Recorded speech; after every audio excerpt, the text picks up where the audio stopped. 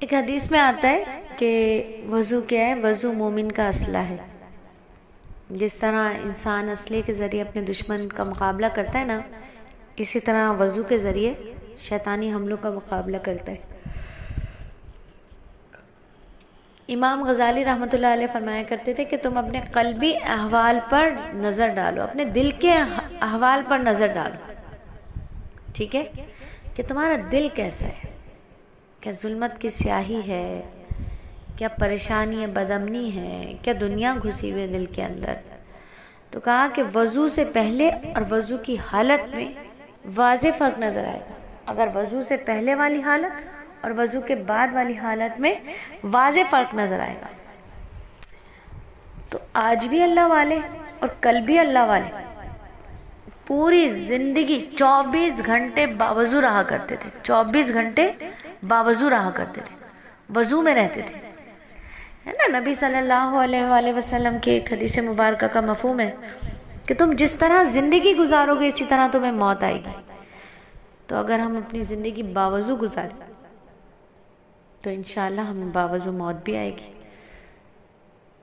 बावज़ू ज़िंदगी गुजारेंगे तो इंशाअल्लाह बावज़ू हमें मौत भी आएगी। हज़रत मुजद्दद अल-अफ़सानी का ज़िक्र किसने नहीं सुना, किसने उनका नाम नहीं सुना। हज़रत मुजद्दद अल-अफ़सानी रहमतुल्लाह अलैह के ख़ानदान से ताल्लुक़ रखने वाले एक साहब के घर जाने का इत्तफ़ाक़ हुआ था हज़रत जी पीर ज़ुल्फ़िकार नक्शबंदी को। फरमाते हैं कि उनकी कोठी एक नई कॉलोनी में बन रही थी। तो मगरिब का वक्त जब शुरू हुआ तो उन्होंने घर के दालान में नमाज अदा करने के लिए सफ़े बिछा दी कि भी चलो सब ना यहाँ पर नमाज़ पढ़ेंगे। कहते हैं कि उनके घर के साइड में ना 5-6 बच्चे खेल रहे थे। जब अकामत हुई तो खेलने वाले बच्चे अपना खेल छोड़ के और दौड़ते हुए आ गए और नमाज में शरीक हो गए। हज़रत जी फरमा रहे हैं कि भाई मैंने उनसे पूछा कि इनको वज़ू बनाने की ज़रूरत नहीं है क्या। तो उनके वालिद ने कहा कि हमने अपने बुज़ुर्गों से एक बात सीखी है कि अपनी ज़िंदगी बावज़ू गुजारो। तो हमारे घर का कोई भी छोटा बड़ा फ़र्द जब भी आपको मिलेगा वो बावज़ू होगा। जब भी वज़ू टूटता है तो वह नया वज़ू कर लेता है। आज मैं और आप अपनी ज़िंदगियों का जायज़ा लें। ये भी इसी दौर की बात है, कोई बहुत पुराने दौर की बात नहीं है। आज भी ऐसे घराने मौजूद हैं जहाँ हर शख्स तो ना सही लेकिन ज़्यादातर लोग बावज़ू रहते हैं। तो क्या वाकई मेरे और आपके घर में भी ऐसे ही है? चलें, अगर ऐसा नहीं है तो आज से हम एक हफ्ते के लिए ऐसा बनाते हैं कि हमारे घर का हर फर्द बावज़ू हो। आज से हम अपने घर के हर फर्द को एक तंबीह कर देते हैं कि भाई देखो एक हफ्ता हमने वज़ू का हफ्ता गुजारना है, वज़ू वाला हफ्ता है। तो एक हफ्ता इंशाल्लाह हम बावज़ू रहने की कोशिश करेंगे इंशाल्लाह। तो रमज़ान की तमहीद है ना, शाबान आ रहा है। शाबान में हमने रमज़ान की फ़िक्र करनी है, खूब मेहनत करनी है रमज़ान के लिए। तो आज से हम मेहनत करते हैं, छोटी सी मेहनत शुरू करते हैं कि इंशाल्लाह हमारे घर के अंदर हम खुद भी हर वक्त बावज़ू रहेंगे और जितने अफराद हैं उनको भी बावज़ू रखने की कोशिश करेंगे इंशाल्लाह। ठीक है, तो करेंगे ना कोशिश मेरी बहनों, इंशाल्लाह ज़रूर करेंगे।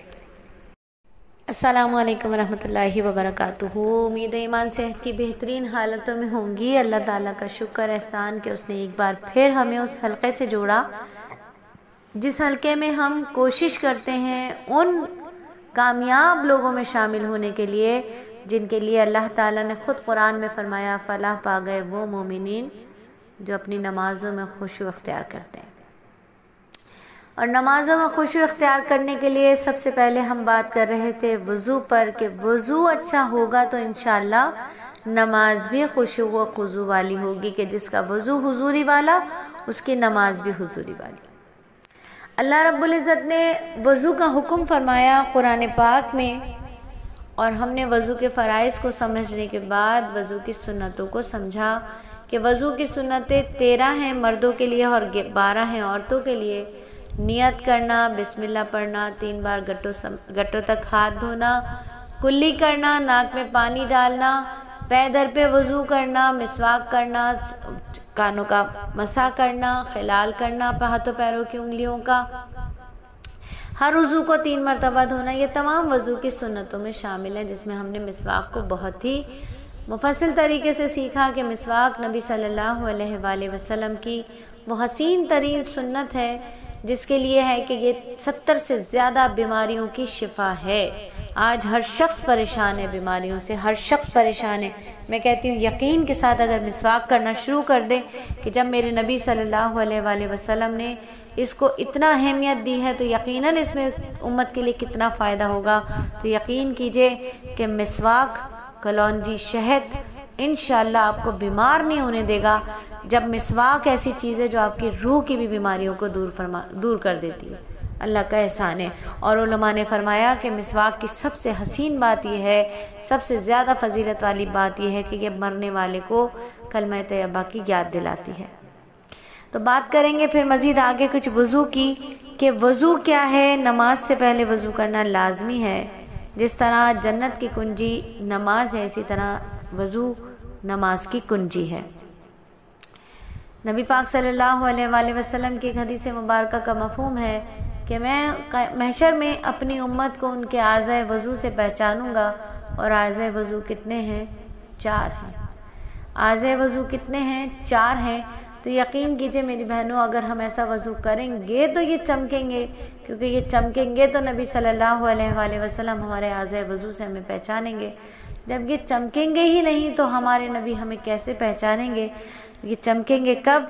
जब हम वज़ू को वज़ू की तरह करेंगे। वज़ू क्या है?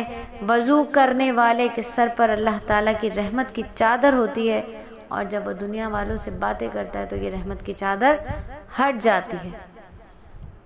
एक हदीस में आता है कि नबी सल्लल्लाहु अलैहि वसल्लम अपनी उम्मत को उनके आज़ाए वज़ू से पहचानेंगे, और इसी तरह वज़ू करने वाले के सर पर अल्लाह की रहमत की चादर होती है। जब वो दुनिया से बातें करना शुरू करता है तो ये चादर हट जाती है। एक रिवायत में है कि जो शख्स वज़ू शुरू करते वक्त बिस्मिल्लाहि अज़ीम वल्हम्दुलिल्लाहि अला दीन इस्लाम पढ़ लेता है, वज़ू के अख्तिताम पर कलमा शहादत पढ़े, उसके पिछले तमाम गुनाह माफ़ कर दिए जाते हैं।